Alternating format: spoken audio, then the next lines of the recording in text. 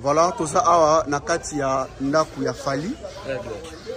Fali Poupa Aigle, place Bongo, ba militant ya UDPS, o ba benga ba di progrès, ba eko sala trouble, ba panzi mituka, chef yo expliquer biso ba tie moto.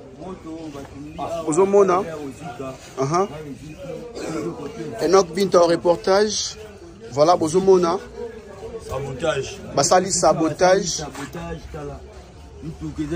Mitukeze ya Robeba. BBC.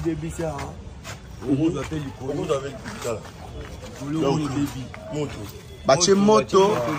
Gloire au Seigneur, il kota ipela makasi Bozomona.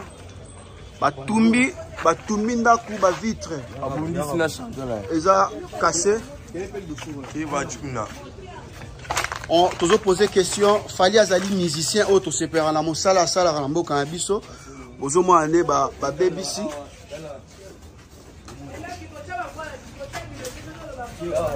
Bozomo na ndenge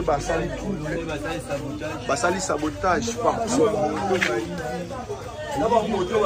Bozomo na sabotage o basali na ndaku ya Fali. Donc au talabino monde basali sabotage. Vous avez Nandaku ya Fali pour pas très cher internaute. Vous allez suivre également ces images na quel boule mag.